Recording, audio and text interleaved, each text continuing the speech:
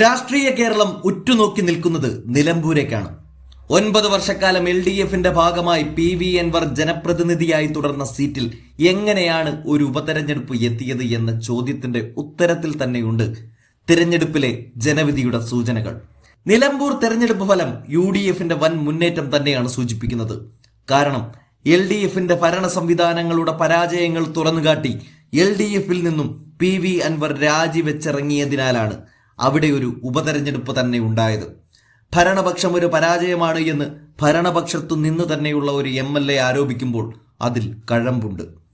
ആഭ്യന്തര വകുപ്പിലെ RSS സ്വാധീനം എന്ന ഏറ്റവും നിർണായകമായ ആരോപണം ഉന്നയിച്ച് ഇടത് ചേരിയോട് ഇടഞ്ഞ അൻവർ അവിടെ നിന്ന് പടിയിറങ്ങുകയാണ് ചെയ്തത്. ശേഷം UDFിലേക്ക് ചേക്കേറാൻ കോൺഗ്രസിന്റെ പിന്നാലെ കൂടി. പക്ഷേ അവിടെ കണ്ടത് അൻപേ പരാജയപ്പെട്ട ഒരു അൻവറിനെയാണ്. ഒരു മുന്നണിക്കുള്ളിൽ നിന്നും അവരുടെ ജനവിരുദ്ധതകളെ ചൂണ്ടിക്കാട്ടി പുറത്തിറങ്ങിയ അൻവർ കോൺഗ്രസ് പാർട്ടിയോട് വിലപേശാനാണ് ആ അവസരം പ്രയോജനപ്പെടുത്തിയത്. അൻവർ UDFന്റെ സ്ഥാനാർത്ഥി തീരുമാനത്തിൽ വരെ തലയിടാൻ തുനിഞ്ഞപ്പോൾ ശത്രുവിന്റെ ശത്രുമിത്രം എന്ന നയം സ്വീകരിച്ച് അൻവറിന് വിധേയപ്പെടാൻ കോൺഗ്രസ് പാർട്ടി കൂട്ടാക്കിയില്ല.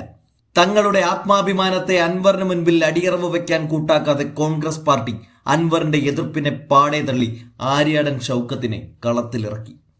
ആര്യാടൻ മുഹമ്മദിന്റെ രാഷ്ട്രീയ പാരമ്പര്യവും ആര്യാടൻ ഷൗക്കത്തിന്റെ വ്യക്തിപ്രഭാവവും ഒത്തുവന്നപ്പോൾ കോൺഗ്രസിന്റെ കോർട്ടിൽ നിലമ്പൂരിന്റെ മണമുള്ള ഒരു സ്ഥാനാർത്ഥിയുണ്ടായി. എന്നാൽ ഇവിടെ അൻവറാണ് തികച്ചും അനാഥമായത്.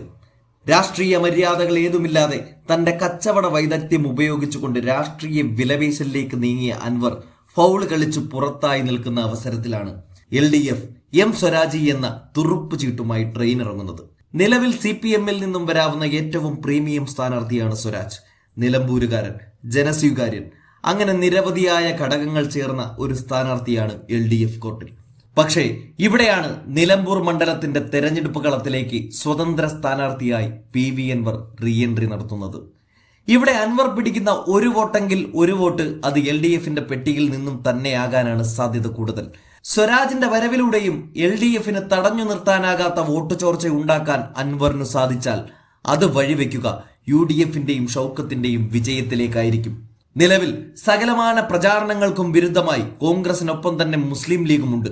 ലീഗും കോൺഗ്രസും പിന്നെ ഭരണവിരുദ്ധ വികാരവും ഒക്കെ കൂടി ചേർന്ന് അന്തിമഘട്ടത്തിൽ UDFന് വിജയം എന്ന സാധ്യതയാണ് നിലമ്പൂരിൽ കാണാൻ സാധിക്കുന്നത്.